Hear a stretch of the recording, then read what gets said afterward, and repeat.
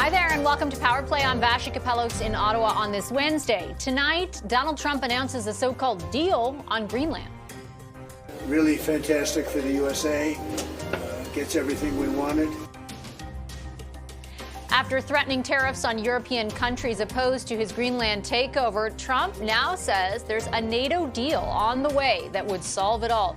We've got the very latest on what that might mean in moments. Then, the president scolds Canada's prime minister. They should be grateful to us. Canada lives because of the United States. Trump lashes out after Prime Minister Mark Rutte issued a rallying call for middle powers like Canada to band together and stand up to the world's superpowers. We've got top reporters covering every angle here together to unpack where things could go from here coming up. And Doug Ford calls for a boycott. Boycott the Chinese EV vehicles. Support companies that are building vehicles here. Ontario Premier Doug Ford tells people of his province not to buy low-cost Chinese electric vehicles that'll soon be arriving in the Canadian market. We're going to bring in representatives for the industry and auto workers. They'll be here a little bit later on in the show to respond. First, though. It's a deal that people jumped at. Really fantastic for the USA. Gets everything we wanted, including especially real national security. It's the ultimate long-term deal, and I think it puts everybody in a really good position, especially as it pertains to security and minerals and everything else. And there it is. After weeks of insisting Greenland was rightfully America's to have, Donald Trump closed out his first day at the World Economic Forum in Davos, announcing it looks like the U.S. won't need to take over Greenland after all, saying there's a NATO agreement coming to provide security for the sovereign Arctic nation. Some comments you just heard there from him in the hallways on the sidelines of the World Economic Forum after he posted the announcement to social media, writing in part, based upon a very productive meeting that I have had with the Secretary-General of NATO, Mark Rutte, we have formed the framework of a future deal with respect to Greenland and, in fact, the entire Arctic region. Based upon this understanding, Trump went on to say, I will not be imposing the tariffs that were scheduled to go into effect on February 1st. Additional discussions are being held concerning the Golden Dome as it pertains to Greenland. So a pause, perhaps, to immediate angst that the U.S. was readying a Greenland takeover. Here at home, though, maybe less relief. Hours before the Greenland announcement, the president took aim at this country, calling out Prime Minister Carney for his own speech at Davos. We're building a Golden Dome that's going to, just by its very nature, going to be defending Canada. Canada gets a lot of freebies from us, by the way. They should be grateful also, but they're not. I watched your prime minister yesterday. He wasn't so grateful. But they should be grateful to us. Canada lives because of the United States. Remember that, Mark, the next time you make your statements. We did ask the government for a response to those comments, but none was provided. And media did try to ask the prime minister directly as he left Davos today. The prime minister there, as you can see, not answering a request for comment on Trump's speech from Canadian media. He is en route back to Canada now, ahead of a cabinet retreat in Quebec City that will take place tomorrow and Friday. With me now to unpack the prime minister's trip, as well as this so-called deal that Donald Trump is announcing, CTV News Washington Bureau Chief Joy Malbon, New York Times Canada Bureau Chief Martina Stevis-Gridnev, and with me here in Ottawa, CTV News Senior Political Correspondent Mike LeCouture. Hi, everybody. Good to see you. We were anticipating a conversation solely about what Donald Trump was saying where Canada is concerned, Joy, but then late in the day, this post about Greenland, from my impression, and you would know better than me, we have absolutely no details about what this actually means versus the kind of thing that Trump is saying. Is that accurate? Yeah. I mean, look, Vashi, this is vintage Donald Trump, the tough talk, lashing out, threatening forced tariffs. Suddenly, there's a deal, and doesn't he look good? And was this the play all along? I will say, he has a fondness with Mark Rutte, the NATO chief, who actually came to Donald Trump's defense earlier in the day saying, look, he's got a point here. Arctic security is very important. We should maybe beef it up. They had discussions, and so this framework could basically be a number of things. It could be allowing more U.S. bases on the island, which under a 1951 treaty, the U.S. can do anyway. Perhaps getting other NATO allies like Finland, Norway, Canada to send more security in, more troops, more icebreakers, that sort of thing. Those are the kinds of things that might ease Donald Trump's concern. And also, he mentioned the Golden Dome. Perhaps there's some kind of infrastructure or investment in infrastructure on the Arctic island. But no, we've heard nothing from the White House in terms of details, just that Donald Trump seems pretty pleased with this framework, this possible deal, saying it will be indefinite for all time. Martina, I know it's at times, maybe most of the time, a bit of a fool's errand to try and figure out why the president is doing what he's doing, or in particular, why he's backing down from something that he's said so frequently over the last number of weeks. In this case, it seems like with tariffs a number of months ago, the markets may offer a clue. And I want to bring up for our viewers sort of a trajectory over the past few days as the rhetoric hyped up on Greenland and the market sank. And then this morning, when the markets, they all closed up, as our viewers can see there. This morning, as soon as he said he wouldn't use force, you saw a big bump in the markets. And then as soon as this announcement was made, an even bigger bump. Does that offer us any clues, do you think? I think obviously he's been under pressure. We know that Americans are against it. Polling has shown that. We know that many Republicans are against it. Polling has shown that. I just think that we should be, I know there's great relief in this de-escalation right now, particularly for Greenlanders and the Danes. I'd be a little worried about Mark Rutte negotiating sovereignty on behalf of Denmark and the Arctic, much of which is in Canada. I think that the way that this so-called resolution or deal is framed raises more questions than it answers, and certainly here in Canada too. Yeah, Martina's point segues exactly into what I wanted to ask you, Mike, because particularly that line, the entire Arctic region, like right away, alarm bells in our bureau, like that, that's clearly includes Canada. Does Canada have any information on what the heck this means? Not yet. And, you know, we have at the Bureau here tried to reach out to the Prime Minister's office, understanding that the bulk of the Prime Minister's office is now flying over the Atlantic, due to land here back in Ottawa at roughly about 8:15, 8:30. So no answer just yet. They are working on one, the Prime Minister's office tells us. Same thing with Global Affairs Canada. They're likely also trying to parse through it themselves, Vashi, because whether or not Canada was part of this deal, is part of this deal, that's unclear. We know there had been discussions, there have constantly been discussions about our defenses on our northern border, specifically in the Arctic, making sure that we can guard against any kind of incursion from Russia or China. We know, and you know, I was on that trip with Martina, the Prime Minister's first ever trip as Prime Minister, March 18th, he lands in Iqaluit and announces a $6 billion over-the-horizon radar that he says is going to go up there, that will be surveilling in the Arctic. So is that part of this? You'd have to think that's part of the Golden Dome. Canadian government hasn't been able to say yet, and as I said, partly because they're likely just getting some of the information now. Interesting to note, if we go back a few hours prior to that, Joy, for the president's speech to Davos, that the Prime Minister had already left Davos when that speech occurred, so he was not among the world leaders who were there for it. That didn't stop the president from responding essentially to the speech that the Prime Minister delivered yesterday, in essentially saying that Mark Carney did not sound so grateful in his remarks. What do you make of that response? What should we make of that response? You know what? That's, again, typical Donald Trump. He has, lashed out at NATO allies saying, I'm paying all this money. If it weren't for me, you wouldn't have stepped up your defense spending.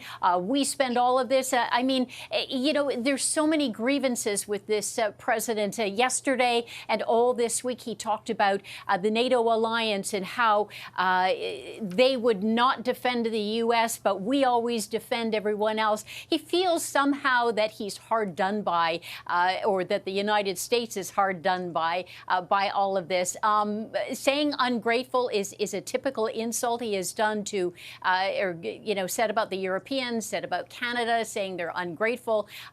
But yeah, I mean, the Prime Minister stood up for Canada yesterday, and Donald Trump did not like that. I mean, we saw what has been described, especially here in Washington and in America, everyone quoting Mark Carney saying he has described a rupture in the NATO alliance and this breakup of the NATO alliance. And suddenly everybody went, oh, my goodness, we're on the brink of catastrophe here, something that has worked since the war, nations getting together and working things out. And suddenly it was all kind of kapoof.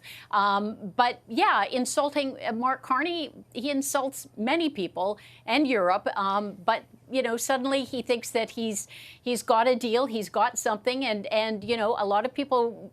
Actually, they compliment Mark Rutte, saying he's become a bit of the Trump whisperer by listening to Donald Trump, taking his concerns seriously. But the one thing we don't know, Vashi, is there some kind of deal for the U.S. to own Greenland? Trump wouldn't say. Right.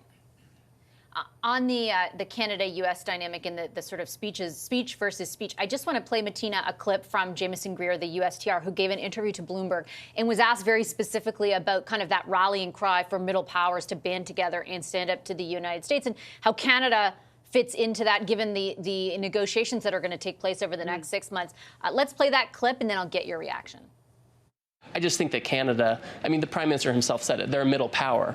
History doesn't swing on the hinge of Canada's geopolitical decisions. 75% of their GDP depends on the United States. So I'm not terribly concerned about it. They're always going to have a constructive relationship with us. So what do you take from that, Martina, and how do you think Trump is sort of internalizing what the Prime Minister did yesterday in Davos? Yeah, it's such a good question. I mean, first of all, with regards to why Trump spoke the way he spoke about the Prime Minister, I think Trump's a bit jealous of the attention. I think he was a bit triggered by the fact that everyone is feting Mark Carney as the person who has best sort of described the situation. I also don't think that the zinger toward the Prime Minister in Canada is what he thinks he is. If anything, they're kind of agreeing, and the president's comments echoed the Prime Minister's comments. In fact, the Prime Minister, I think, is quite open about the fact that he thinks Canada's dependence on the United States is too much. And I think his platform is to try and change that. Whether he succeeds or not is a separate question. Obviously, Trump's tone was menacing, right? You played the clip. There's no way to kind of read it other than, well, you depend on us for your survival. Nice country you've got there. That was the undertone. That is the undertone. He doesn't like the attention going to someone else. He doesn't like the praise going to someone else, particularly someone who's on his very, very long list of grievances. We've actually published on NewYorkTimes.com a list of everyone he's upset with based on his Davos speech. It's quite long. So I do think that the Prime Minister is probably going to try not to respond to this. I think Greer is being another kind of explainer of Trump. And I think I would take Greer quite seriously. I think the tone is right. I think Greer kind of agrees with Carney in saying that, yeah, Mark Carney said we're a middle power. History doesn't hinge on middle powers. That's exactly what the Prime Minister was trying to say yesterday. That being said, I think those grievances do go into a vault. And next time there's a flashpoint, he'll reach into that vault and bring up that grievance. Yeah, I'm interested to see how tightly he hangs on to it, because if there's one thing the people around Mark Carney talk about a lot behind the scenes, it is the personal relationship that the two have developed, and the way in which the federal government, leans on that essentially to advance their position. I have no idea if this will, crack a blow to that, but it is, I think, Mike, something to watch for. Yeah, and certainly the fact that is something that we have known from, all of the years covering Donald Trump, and I say this version of Trump and Trump 1.0, is how much he values those interpersonal relationships, but also to Martina, Martina's point, how much he values that kind of praise, and especially that room. That's the World Economic Forum. Those are the people that Donald Trump wants to impress. So to hear that Mark Carney got a standing ovation the day before, certainly, as Martina was saying, likely was something that kind of, needled him a little bit. But I was talking to some people on this side of the border who have been involved in Canada-U.S. relations in the past and have extensive relationships and extensive knowledge. And they said, let's take a step back for a second. This was a 1 hour and 12-minute speech by Donald Trump. Canada was mentioned for a total of 29 seconds. Obviously, on this side of the border, we're more concerned about it because of exactly what kind of impact that can have, because as Jamieson Greer mentioned it. But at the same time, a number of people have said, you know what, this might be a good time for Canada to take a beat and then pick up the phone. Good that they didn't have an interaction in Davos, because it's amplified in that type of room. Pick up the phone and say, hey, by the way, Kuzma negotiations, we got to get on that, right? And we're going to work together on this, and we're going to work together on the Arctic defense, and maybe an opportunity here, as some people are trying to say. It's an optimistic view. We shall see. Yeah. Thanks, everybody. Really appreciate the discussion and the analysis tonight. Joy Malbin, Martina Stevis-Gridneff, and Mike Lecateur. We're going to dig further into the Trump versus Carney Davos speeches with our front bench a little bit later on in the show. Sharon Carr, Laura D'Angelo, Jamie Ellerton, and Sebastian Skamsky will all be here. First, though, Doug Ford calls for a boycott. Ontario's premier continues to lash out at the new Canada-China deal that will allow 49,000 low-cost Chinese electric vehicles into Canada, telling his province not to buy them. Two of the stakeholders who were there as the premier made those comments will join our program live on the other end of a short break. Stay right there.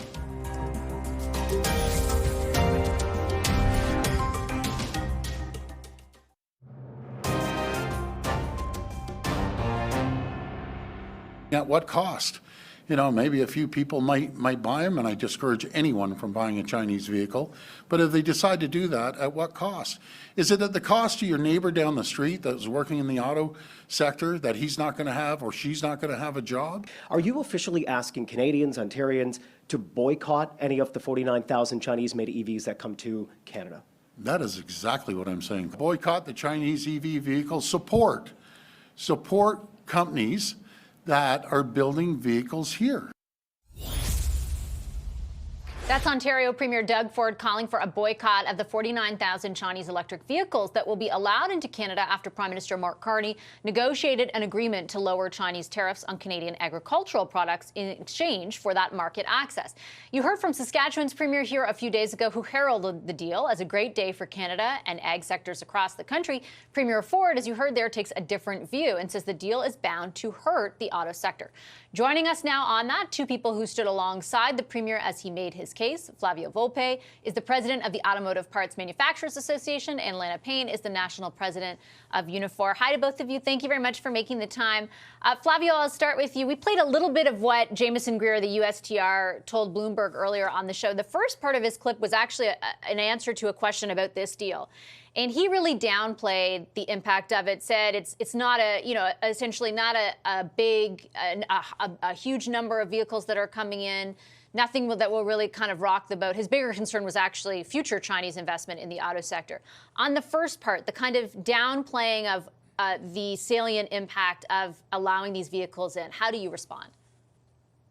Well, I think that probably is a good indication that the federal government did a good job of briefing their counterparts in Washington and telling them about hard caps and reviews. And it's one of the things that people like me were saying last week. Make sure that we don't snowball something with the Americans. The number is not significant in American terms. The American market is 16 million sales a year. Canadian market is only under 2 million sales a year. So it is important. It's about 3% or just under 3% of the Canadian market. Anytime you make a concession for a material part of your market without something in return, you've got to use industrial policy or something to try to cover that off. I understand, and we've all said it, that the Prime Minister has a bigger task at hand and he has to balance Canadian interests. And of course, ag workers in the East and West here got some relief and a restoration of about $3 billion worth of exports. So it's not insignificant. But those 49,000 vehicles are about $2.5–3 billion worth of imports. So We've now got to move to the stage of how do we keep those guardrails in place to make sure that we don't concede more. Yeah, a question to you, Lana, on that, because the Premier will meet with the Federal Industry Minister, Melanie Joly, on Monday. Is there something from a federal perspective that could be done to buttress what is the anticipated impact to the auto sector and to auto workers of what they've agreed to with China? I mean, we do need a robust auto industrial policy for Canada. There's no doubt about that. And Minister Joly and her team are working at this. Our union has been promoting a number of basically fundamental principles for such policy. And that is, if you're going to sell in Canada, you need to build in Canada. And what we've just done with the China deal is actually created a bigger problem for ourselves, because we have been moving more and more to a bigger portion of what we sell in Canada actually being imported to Canada instead of what we actually build here. And that does directly impact auto workers. I do have concerns about where this China deal can go. And we've seen the kind of destructive role that China has played in auto markets around the world. So, you know, we have parameters. That's true. There is a cap that's intended to grow. That's also true. But we also know that the Chinese are very, very good negotiators, and they're going to push back hard. Once they got a foothold, it's going to be really hard to turn back the clock. So lots of reasons to be concerned right now. At least publicly, the Prime Minister doesn't seem to anticipate a turning back at all, right? Like, if anything, you know, he was saying that the cap would grow, as Lana pointed out, Flavio, and then kind of officials walked back the number that he initially presented. They've now floated the possibility of Chinese investment, as you both mentioned, in the auto manufacturing sector to some degree, though we don't really have any idea of the potential specifics there. What do you think this has opened the door to? Well, the Toronto Blue Jays don't invite the New York Yankees scouts into their practices. And what's important is that the Chinese are in market now, and get familiarity, of course, with market behavior, but also with the way that the supply chain works and where the weaknesses are and the opportunities to spread their wings. And of course, some of your viewers might say, well, this is competition, and we let the Japanese in and we let the Koreans in. They've got a big part of the market, and that you've got to try to get some of investment in return. Well, I can buy shares in Toyota, and I can buy shares in Hyundai Kia, but I can't buy shares in Shanghai Auto. And when you're competing with someone who doesn't need to be profitable to meet KPIs, and the KPIs for Chinese automakers around the world is gain market share, you get to borrow the balance sheet of China in that effort. We've got to be very careful. We talk about investments from Chinese companies. I think it's absolutely important that those investments from those companies are investments in full assembly that meet the USMCA standard, that are full assembly plants, not complete knockdown kits. That they buy Canadian supplies, they employ Canadian workers, and not the workers that they sometimes pay or sometimes don't pay. And the Canadian raw materials, and not the raw materials that they subsidize and perhaps bring into market transnationally, like steel from Hamilton. And if they don't do that, and they don't do that, you know, the Prime Minister and the federal government said, let's do that as a joint venture with Canadian companies. I think that's a very good, safe step forward. But you've got to convince Canadian private players to get into a partnership with a state-owned enterprise. It's not easy. And if they don't do it, and we've given them access to the market, and after 3 years with 6.5% growth, that's over 160,000 vehicles. That's about as many vehicles as you would hope to come out of a plant. Then I think we should be strong enough and confident enough to turn around and say, you didn't live up to your half of the deal. And so the quota disappears. Lana, the phrase that, of course, jumps out to me is about the USMCA, right? And of course, there's a lot of concern and questions about how this will impact whatever negotiations take place over the next 6 months. We've spoken on many occasions where, you know, there was a time the government was consulting very closely with you about, you know, your concerns on behalf of workers in the sector more largely. Do you have any idea where those negotiations, in particular around autos and the auto sector, are headed? I mean, I think this is the very big challenge we have, that there's a sense, that auto is hard. And what I will say, of course it is, because it's so critically important to the Canadian economy. And that's why we have to protect it. Without it, we risk a very big part of our industrial base. And so that's why I've been saying, I get it. We have to think about the future of the auto industry. But in order to do that, we need to stabilize the industry we have right now. And there is a lot of precarity across this sector. We have 2 idle plants, 4,000 assembly workers out of work. We have a 3rd shift in Oshawa that's about to end this month. The reality is we have to build an auto policy with a priority that says these plants have to get back up and running right now. And so the reality we have is a sector that we need to stabilize. And we do that by putting auto workers back to work and making sure that we actually have a future industry with supply chains, which is not always guaranteed with Chinese investment. Okay, I have to leave it on that note. I appreciate both of you making the time to share your insights tonight. Flavio Volpe is the president of the Automotive Parts Manufacturers Association, and Lana Payne is the national president of Unifor. Thanks to both of you. Premier Ford was also asked about comments made on this program last night by Agriculture Minister Heath MacDonald. The agricultural tariff relief from China is only for this year, and the minister connected that to Canada's continued tariffs on Chinese steel. That would be an absolute disaster for the steel sector, bringing in cheap Chinese steel. We're already bringing in cheap Chinese steel from other areas. And I don't want to get too complicated, but there's a quota system. You bring in steel. At one time it was 60%. The federal government knocked it down to 50%. So anything over and on top of 50% that they bring in, then they have to pay a tariff. But all I'm saying, and I've said it until I'm blue in the face to the Prime Minister, bring that quota down to 25%. Let our steel sector across the country, not just here in Ontario, but across the country, thrive. It's a no-brainer. Now, British Columbia's Premier David Eby was also asked about what Minister MacDonald said on this program last night. He had a different take. In terms of our infrastructure projects, without doubt, the tariffs, not just on China, but generally on steel coming into British Columbia, have dramatically increased costs for these projects. We're in conversation with the federal government about how to mitigate that, whether it's enabling us to be able to buy steel from Ontario and Quebec for our infrastructure projects to meet the demands. The cost of transportation makes it quite cost prohibitive for us to do that currently, or whether it's a relief from the tariff for certain infrastructure projects that are helping to build up the province and the country. We're quite open to either opportunity, but those conversations are ongoing right now.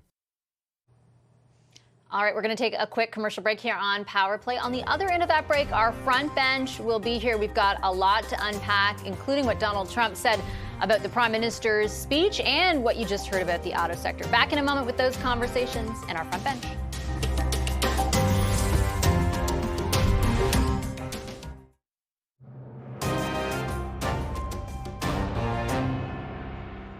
We're building a golden dome that's going to, just by its very nature, going to be defending Canada. Canada gets a lot of freebies from us, by the way. They should be grateful also, but they're not. I watched your Prime Minister yesterday. He wasn't so grateful. But they should be grateful to us. Canada lives because of the United States. Remember that, Mark, the next time you make your statements. Canada should be grateful and lives because of the United States. That's U.S. President Donald Trump's reaction to Prime Minister Mark Carney's Davos speech, in which he eulogized the rules-based world order and described a new, less constrained great power political era. Here's a taste of that speech. Great powers have begun using economic integration as weapons. Tariffs as leverage, financial infrastructure as coercion, supply chains as vulnerabilities to be exploited. You cannot live within the lie of mutual benefit through integration when integration becomes the source of your subordination. We know the old order is not coming back. We shouldn't mourn it. Nostalgia is not a strategy. But we believe that from the fracture, we can build something bigger, better, stronger, more just. This is the task of the middle powers. Here to unpack a tale of two speeches is our front bench. Jamie Ellerton is the principal at Kanaptis and worked for Minister Jason Kenney during the Harper government. Next to him is Sebastian Skamsky. He was former director of media relations to Conservative leader Pierre Poilievre. Here in studio, Sharon Carr. She's a CTV News political analyst and former deputy chief of staff to former finance minister Bill Morneau.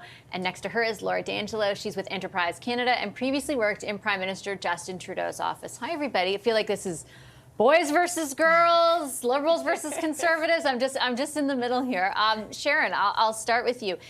How damaging do you think the reaction from the president is? Like, would you assess it to be, worrisome, expected, potentially damaging? How would you assess it?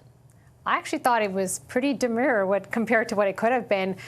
He didn't exactly sound fully with it in it, like as if he saw part of the speech, he was annoyed, but when Prime Minister Carney gave the speech, he basically got an applause from the entire world. Global leaders, CEOs,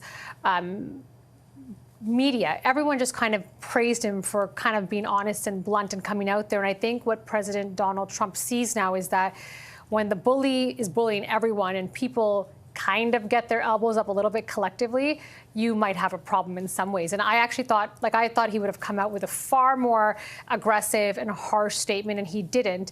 The comments about Canada living because the U.S., that type of stuff is not a helpful commentary, and it's interesting those are the words he chose, but I actually thought this was pretty tame compared to what it could have been.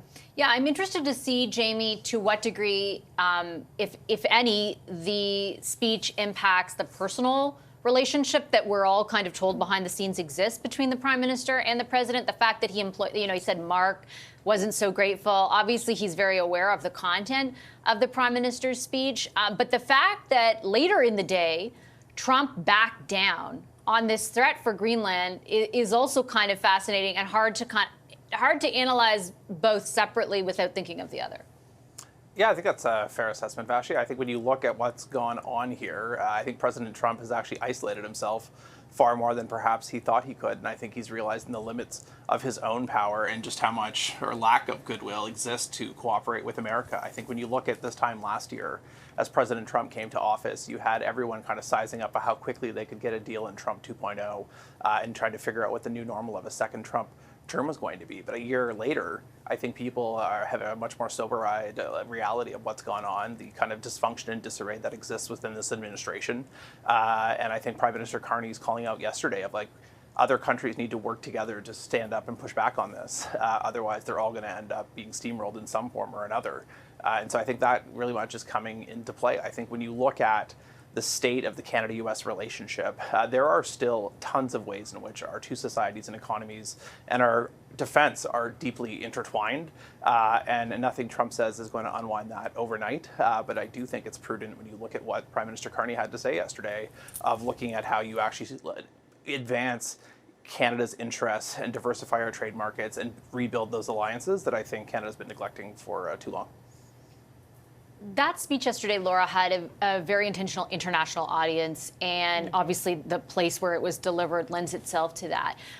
What do you think the intended message was to a domestic audience, and do you think it landed? I think the intended message to a domestic audience was elbows up.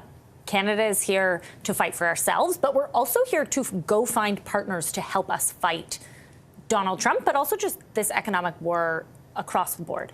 Do I think it landed? Absolutely. I don't know about the two of you, but my phone has been blowing up since that speech landed yesterday, and that's very anecdotal. But certainly the rhetoric I think we're hearing out of most Canadians is a lot of pride, some existential dread, right? That speech also painted a scary future if we don't manage to diversify our trade markets, find some partners across the middle powers, but also with some other superpowers or larger countries. But realistically, that was a very prideful speech, right? It was full of patriotism. And it was a speech I think a lot of Canadians were waiting for. I think it was a speech that Canada really needed to hear. They needed to see Mark Carney stand up and put on a bit of a PR show for Canada on the global stage. I read with interest Michelle Rempel-Garner's response, Sebastian, today to that, which was, acknowledging the rhetoric of the speech, and I don't know if the success is the right word, but sort of the type of speech that it was, but also driving home the message that that rhetoric will have to meet reality, in that there will have to be a way to tie those ambitions to actual results for Canadians. What do you think about that? Exactly, Vashi. Yesterday, Mark Carney talked about the, quote, gap between rhetoric and reality. And there really is no person in this country better suited to know about that than Mark Carney himself. We had heard now for over a year Mark Carney talk about these incredible things: drill, baby, drill, build at unimaginable speeds.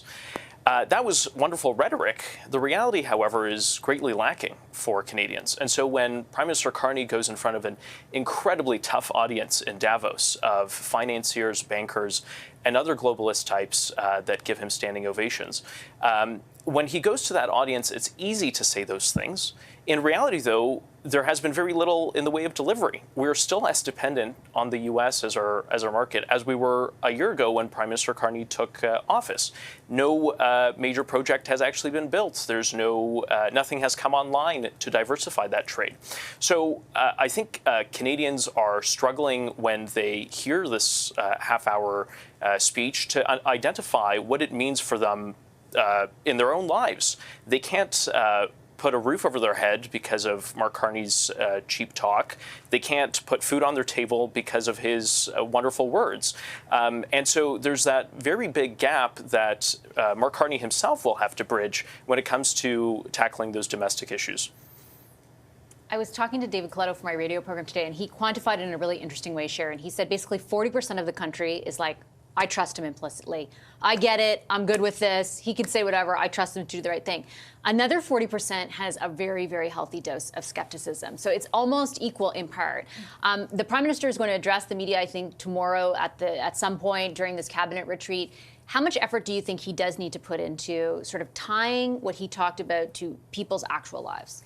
I think there's going to have to be a part of that he does communicate to Canadians as a whole. Now, speeches are speeches. They're really important because you also have to take a stance at the global stage. We're dealing with unprecedented trade wars right now, diversifying who we do trade with, and it's important to have these conversations, and it's important to go on global stages at places like WEF and give confidence to the world that there is some balance, because it does matter.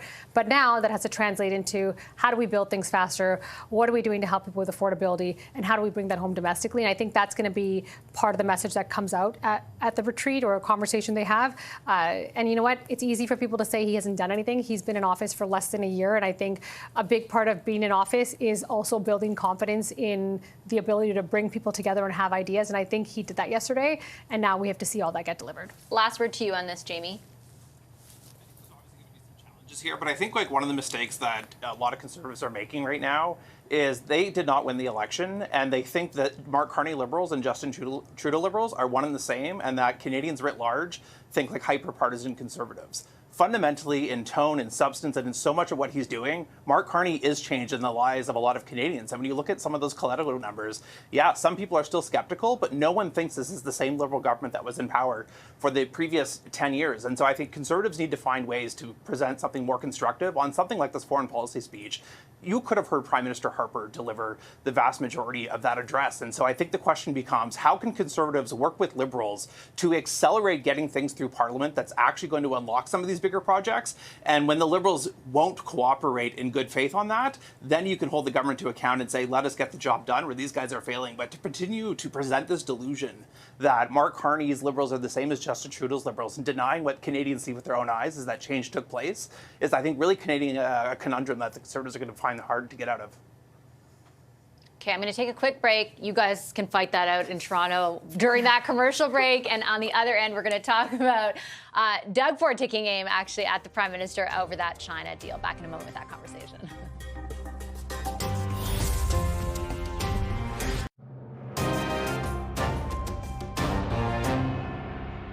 We had a great relationship, and I hope we still have a great relationship. But when you don't inform someone in their number one sector, that you're going to cut a deal that could, as Flavio said, would cost one full shift. Where are those 50,000 jobs coming from? It's going to come from one of our assembly plants. You know, it's just being respectful before we do anything. And if it has anything to do with the federal government, we consult, we speak to them. But just all of a sudden to get a 2-hour notice phone call that they're going out to release something, and my friends behind me, the same thing happened to them. Ontario Premier Doug Ford is still upset about the state of his relationship with the Prime Minister after Mark Carney inked a deal with China allowing low-cost Chinese electric vehicles into Canada in exchange for nearly a year of lowered agricultural tariffs. But the federal government insists that deal will benefit Canada and even create opportunities in Ontario. Have a listen. It's very important if you're trying to attract industry to set up to Canada, they need to understand the market dynamics. And so, you know, being in the private sector, no one's going to invest billions of dollars in capital without understanding market dynamics. And so having Chinese EVs come to Canada, you know, it's a small proportion, it's 3% of our overall production, 49,000, but that will present opportunities for manufacturers in Ontario. Our front bench is back to talk about that. Sharon Carr, Jamie Ellerton, Sebastian Skamsky, and Laura D'Angelo. Sebastian, I'll start with you. In calling for a boycott, like for Ontarians to boycott these cars, is the Premier going too far, or is his position understandable? Well, I think I understand Premier Ford's frustration. It is a tough lesson to learn, I think, as the Premier learned, that you can't really ever trust a Liberal, no matter how kind they appear to you or how many breakfasts you share with them. But it is incredibly bewildering and rather frustrating on the part of Ontario, which he represents. I see, you know, an incoherence on the part of the federal government, which under Minister Champagne, who's now the finance minister, had pumped billions of dollars in taxpayer subsidies to large multinationals to build EVs in Ontario predominantly, with many of those deals, as we've seen over the last few months, actually not having any guarantees for Canadian workers to work in those plants and any guarantees for continued manufacturing. I'm worried what impact that will have, this new deal with China will have on undercutting that potentially. So I sympathize with Premier Ford and understand his frustration on this one. What do you think it does to the dynamic between the premiers heading in, Laura, to this meeting that's going to happen in person exactly a week from today here, and then they're going to meet the Prime Minister on Thursday? I listened with great interest to Premier Eby as well on the possibility of now steel tariffs being removed to keep that agricultural relief longer. He's okay with it because he wants cheaper steel for stuff in BC, and Ontario steel is costing too much. The Premier said that would be Ontario's Premier said that would be an actual disaster. I think the Premier's table, that First Minister's meeting, is going to be very tense. I don't think there's any way around it. And I think it's going to be tense for a couple of pretty obvious reasons. One, obviously right now, provinces are being pitted against each other isn't fair, but we are having to make trade-offs for the health of the country.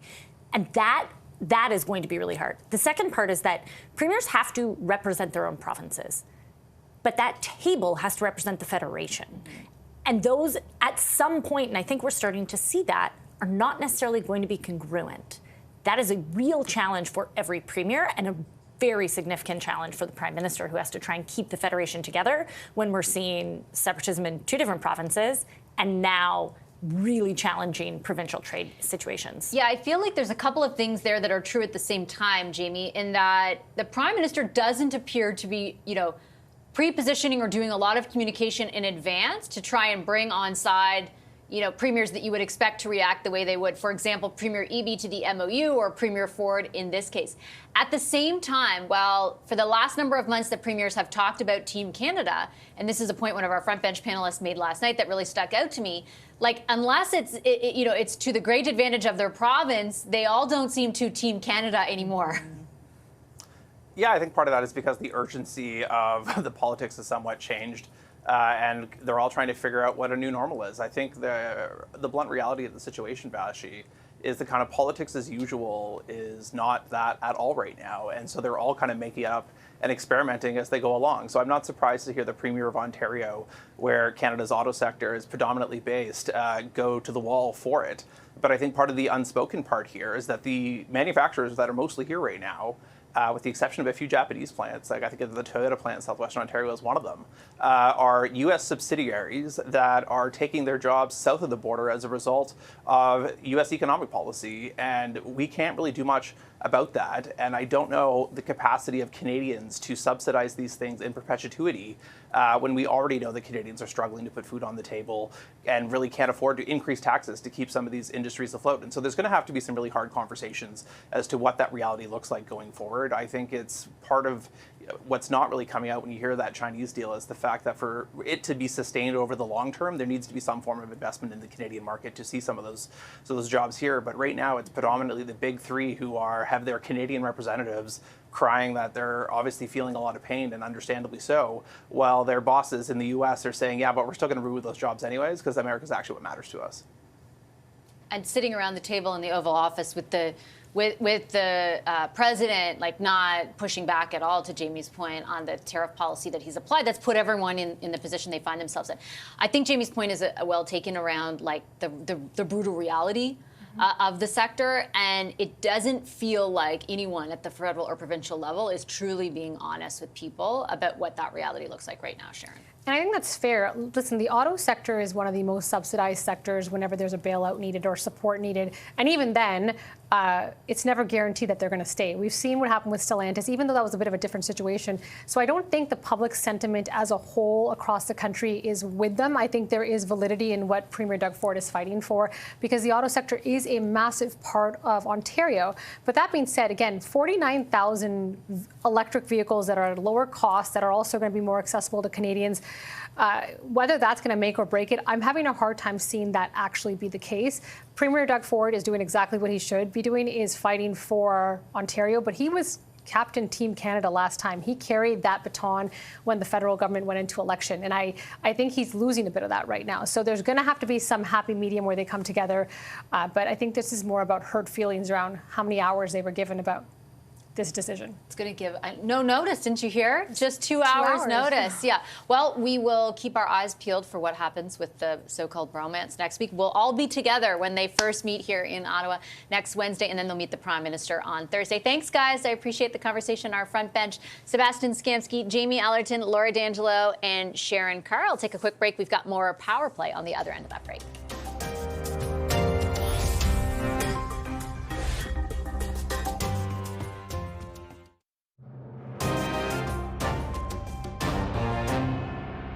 There's one thing I heard you say yesterday and today.